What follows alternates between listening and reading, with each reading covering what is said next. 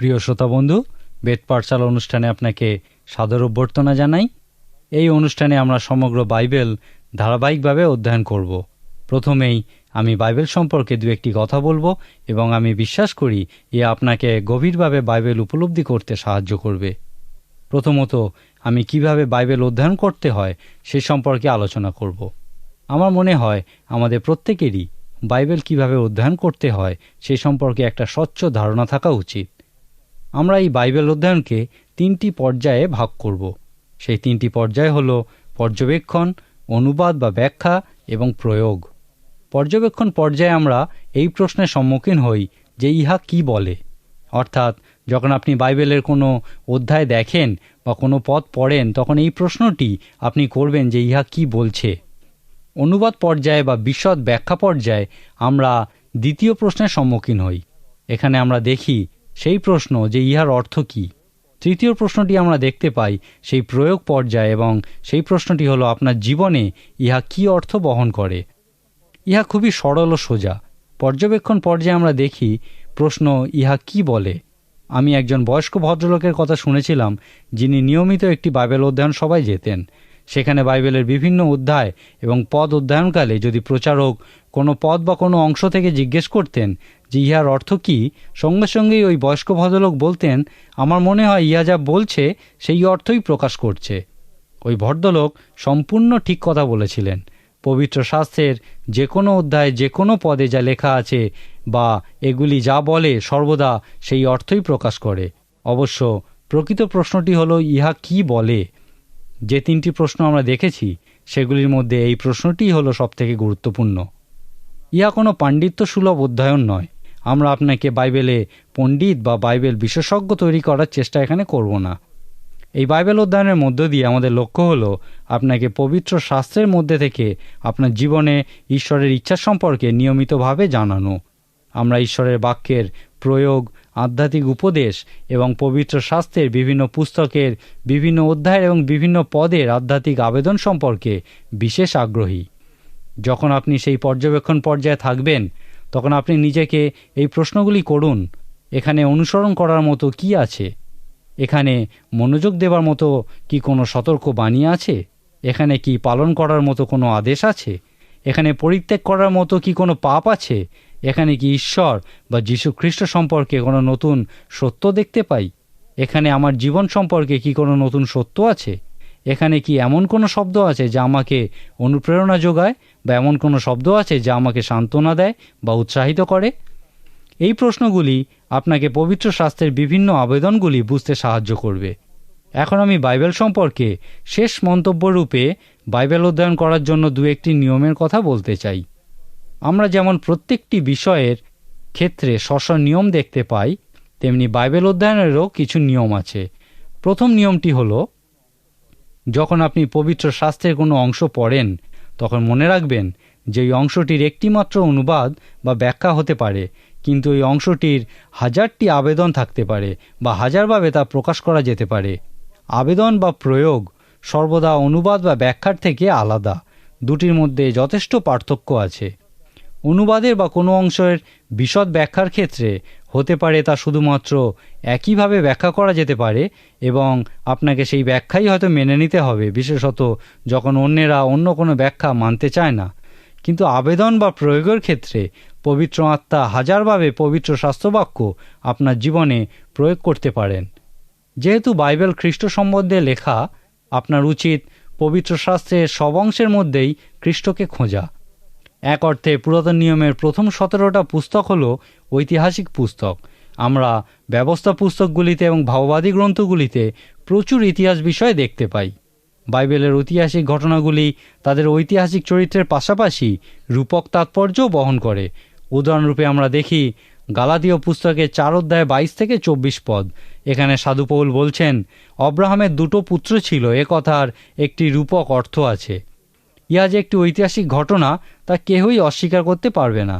অব্রাহামের 2টি সন্তান ছিল, ইসমায়েল এবং ইসাহাক। ইসমায়েল আরবীয়দের পিতারূপে পরিচিত এবং ইসাহাক ইহুদিদের পিতারূপে পরিচিত। আজকে আরবীয়রা এবং ইহুদিরা ওই পবিত্র ভূমিতে বসবাস করছে। ইহা প্রকৃতই ইতিহাস। আমি বিশ্বাস করি তিনি নীতিগতভাবে এবং দৃষ্টান্ত স্থাপনের জন্য দেখাতে চেয়েছিলেন যে বাইবেলের কোনো ঐতিহাসিক ঘটনা তার ইতিহাস সম্পর্কিত সমস্ত বিষয়গুলি বজায় রেখেও কোনো রূপক তাৎপর্য ব্যাখ্যা করতে পারে। এখানে প্রকৃতপক্ষে তিনি বলতে চেয়েছিলেন যে তাদেরকে শিক্ষা দেওয়ার জন্য এই ঘটনাগুলিকে রূপক আকারে প্রকাশ করা হয়েছিল। তাই আপনি যখন পুরাতন নিয়মের ওই সমস্ত ঐতিহাসিক ঘটনাগুলি পড়বেন, তখন এই রূপকগুলির বা এই সকল দৃষ্টান্ত এবং সতর্কবাণীগুলির প্রতি বিশেষ দৃষ্টি রাখুন। বাইবেল অধ্যয়নের আরেকটি নিয়ম হল, যখনই আপনি পবিত্র শাস্ত্রের কোনো অস্পষ্ট পদের সম্মুখীন হন, তখন ইহা কোনো স্পষ্ট অর্থবিশিষ্ট পদের আলোতে ব্যাখ্যা করুন। পবিত্র শাস্ত্রে এমন অনেক পদ আছে যেগুলি আমাদের বোঝার পক্ষে খুবই শক্ত, আবার পবিত্র শাস্ত্রে এমন অনেক পদ আছে যেগুলি খুবই সহজবোধ্য। তাই অস্পষ্ট পদগুলি সর্বদা সুস্পষ্ট পদগুলির সাহায্যে ব্যাখ্যা করা উচিত। বাইবেল অধ্যয়নের আরেকটি নিয়ম হল, যখন আপনি পবিত্র শাস্ত্রের কোনো অংশ অধ্যয়ন করেন, তখন আগে থেকেই সেই অংশটি কি বলছে সে সম্পর্কে কোনো ধারণা আপনার মনে রাখবেন না। একজন প্রচারক যখন পবিত্র শাস্ত্রের কোনো অংশ থেকে প্রচার করছিলেন, তখন একজন তাকে বলেছিলেন, দয়া করে পবিত্র শাস্ত্র সম্পর্কে আমার চিন্তাধারাগুলো গুলিয়ে দেবেন না, কারণ সেই সম্পর্কে আমার একটা নিজস্ব ধারণা আছে। অনেকেরই পবিত্র শাস্ত্র এইভাবে অধ্যয়ন করতে ভালোবাসে, তারা নিজস্ব একটা ধারণা করে রেখেছে। যখন আপনি পবিত্র শাস্ত্র অধ্যয়ন করেন, যদি আপনি আপনার নিজস্ব ধারণায় স্থির থাকেন, তাহলে ঈশ্বরের পক্ষে আপনাকে ইহা দেখানো খুবই কঠিন যে পবিত্র শাস্ত্র কি বলছে, ইহার অর্থ কি এবং আপনার জীবনে ইহা কি অর্থ বহন করে আনে।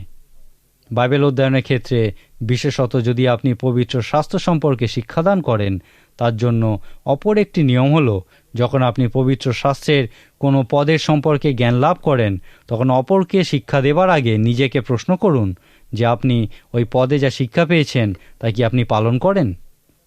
আমরা আর একটা নিয়ম দেখব। সর্বদা মনে রাখুন যে ঈশ্বর তার বাক্যের মাধ্যমে আমাদের সঙ্গে কথা বলেন, তাই তার বাক্য খুবই সতর্কতার সঙ্গে অধ্যয়ন করুন। ঈশ্বরকে বলুন যেন তিনি পবিত্র আত্মার মাধ্যমে তার বাক্যের নিগূঢ় তত্ত্ব আপনার কাছে প্রকাশ করেন। একজন গীতরচক লিখেছিলেন, আমার দু চোখ খুলে দাও যেন তোমার সত্যের ঝলক দেখতে পাই। এইভাবে আমাদের শাস্ত্র অধ্যয়ন করা উচিত। পাণ্ডিত্য সুলভ নয়, কিন্তু ঈশ্বরের সঙ্গে সম্পর্ক স্থাপনের চেষ্টা করা উচিত। আমাদের হৃদয় মন খুলে রাখা উচিত যেন ঈশ্বর আমাদের সঙ্গে কথোপকথন করতে পারেন।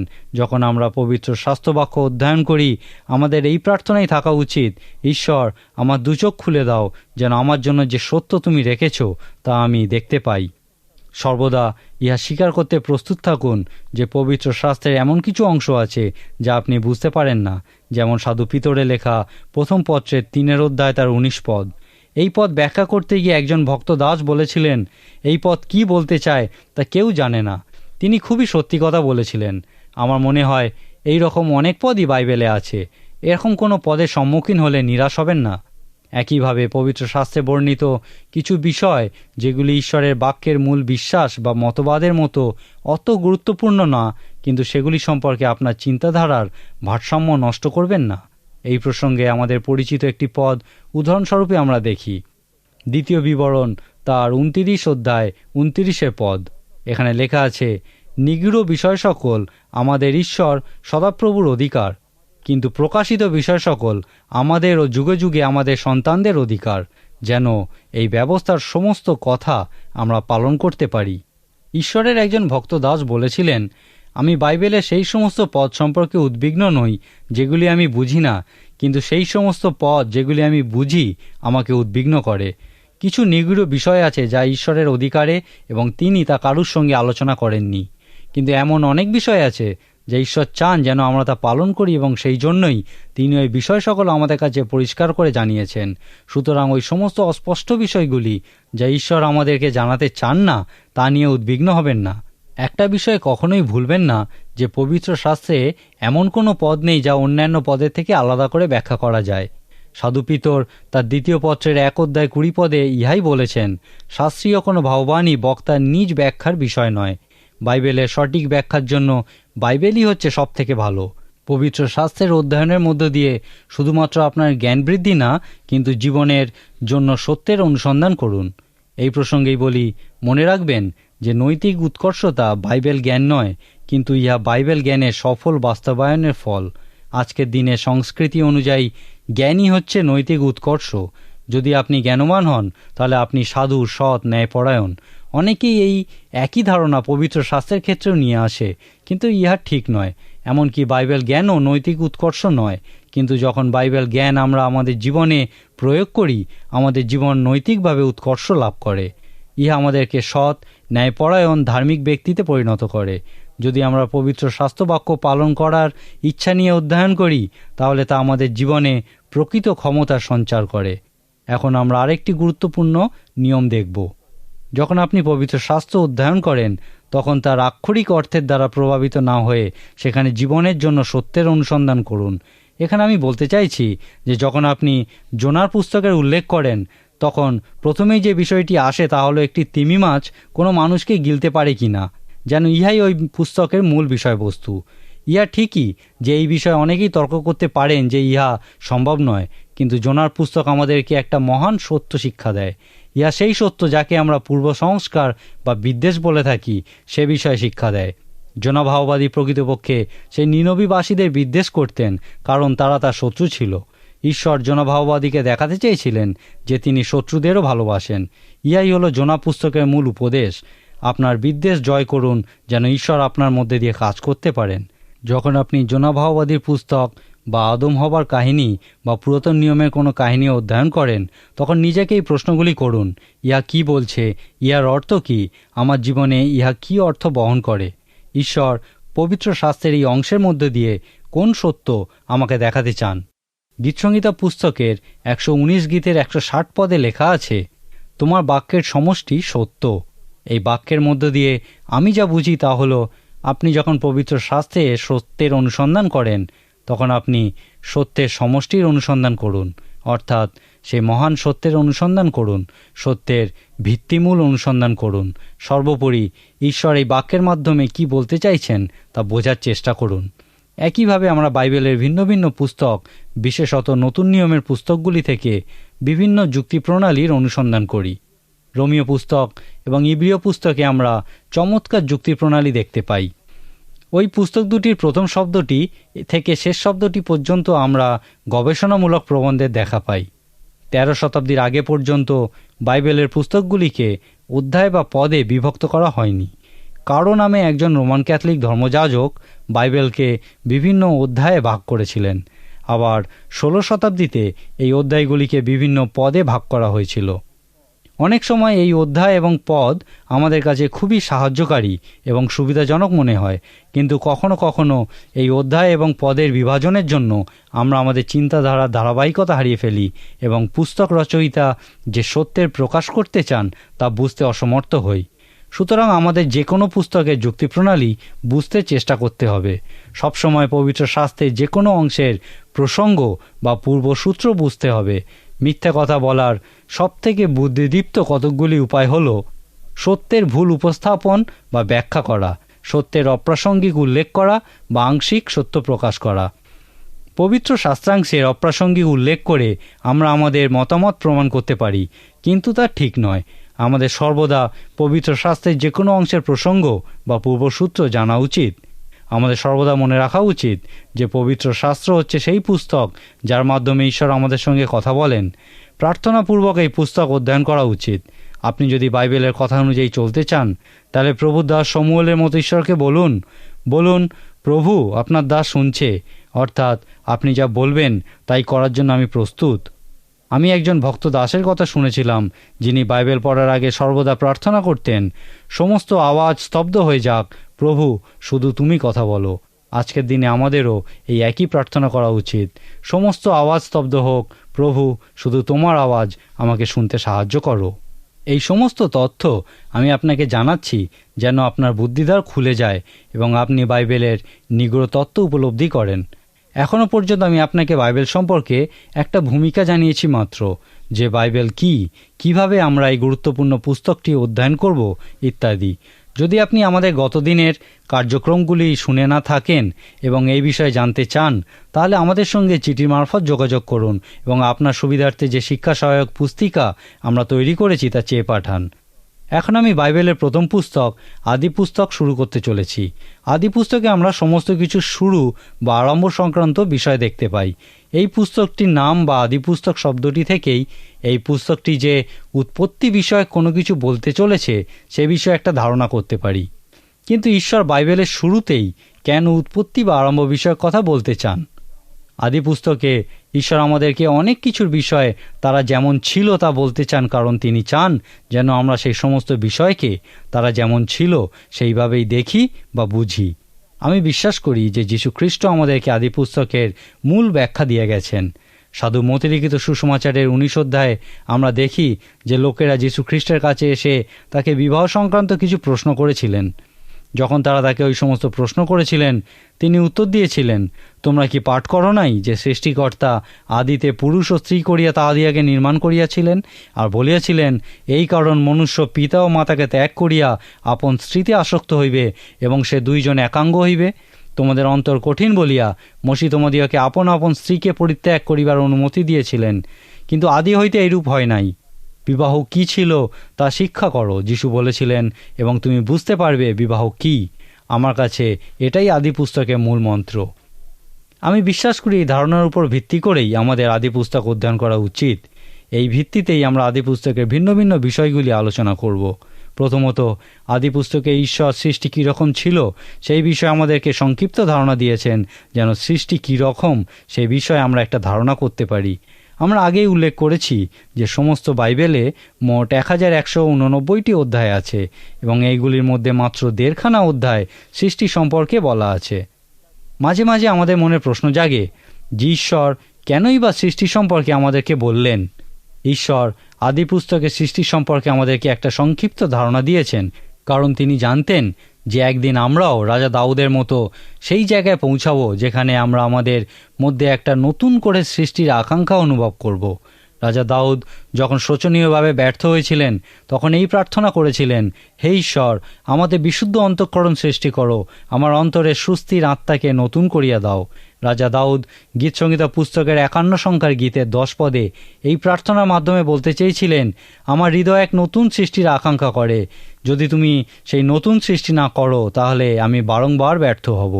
যখন যীশু খ্রিস্ট নতুন জন্মের বিষয়ে উপদেশ দিচ্ছিলেন তিনি বলেছিলেন, তোমাদের নতুন জন্ম হওয়া আবশ্যক, কারণ মাংস হইতে যাহা জাত তাহা মাংসই। যখন তার শিষ্যেরা তার নতুন জন্মের বিষয়ক শিক্ষা গ্রহণ করেছিল তারা তাদের সেই অভিজ্ঞতাকে নতুন সৃষ্টি আখ্যা দিয়েছিল। যে কেহ খ্রিস্ট যিশুতে বিশ্বাস করে সে নতুন সৃষ্টি হবে, পুরাতন বিষয় সকল দূর হবে এবং সমস্তই নতুন হবে। যখন আমরা আমাদের অন্তরে এই নতুন সৃষ্টির আকাঙ্ক্ষা করি, আমি বিশ্বাস করি, তখন ঈশ্বর চান যেন আমরা জানতে পারি যে এই সৃষ্টি সম্পন্ন করা কেবলমাত্র তার পক্ষেই সম্ভব। ঈশ্বর চান যেন আমরা বুঝতে পারি যে আমরা কারা, এবং সেই জন্যই তিনি আদি পুস্তকে আমাদের জন্য প্রথম মানুষের জন্মবৃত্তান্ত বলেছেন যে সে কেমন ছিল। আদি পুস্তকের 3 অধ্যায়ে ঈশ্বর আমাদেরকে সেই সংকটকালের বিষয়ে বলেছেন, বাইবেল যাকে পাপ বলে থাকে। যদি আপনি আদি পুস্তক 3 অধ্যায়ে অধ্যয়ন করেন সেখানে দেখবেন ঈশ্বর আমাদেরকে পাপ কীরকম ছিল সে বিষয়ে শিক্ষা দিয়েছেন, যেন আমরা পাপ কি সে বিষয়ে জ্ঞানপ্রাপ্ত হই। যেই তারা পাপ করল ঈশ্বর তাদের সঙ্গে কথোপকথন শুরু করেছিলেন। আদি পুস্তকের 3 অধ্যায়ে আমরা সেই সমস্ত প্রশ্নগুলি দেখি যা ঈশ্বর আদমকে করেছিলেন, কোথায় তুমি, কে তোমাকে বলেছিল। এখানে আমরা ঈশ্বরের সঙ্গে মানুষের কথোপকথন দেখতে পাই যে তা কীরকম ছিল, যেন আমরা আজকের দিনে বুঝতে পারি ঈশ্বরের সঙ্গে কথোপকথন কি। 4 অধ্যায়ে আদম হবার সন্তানদ্বয় কইন ও হেবলের দ্বন্দ্বের মধ্যে দিয়ে আমরা আদম হবার পাপের ফল দেখতে পাই। আজকের দিনে আমাদের কাছে দ্বন্দ্ব একটা বড় সমস্যা। ঈশ্বর চান জাতিগণের পারস্পরিক সম্পর্কের মধ্যে যে দ্বন্দ্ব আছে তা যেন আমরা বুঝতে পারি, এবং সেই জন্যই আদি পুস্তকের 4 অধ্যায় দ্বন্দ্ব কীরকম ছিল তা তিনি আমাদেরকে বলেছেন, যেন আমরা আজকের দিনে দ্বন্দ্ব কী তা বুঝতে পারি।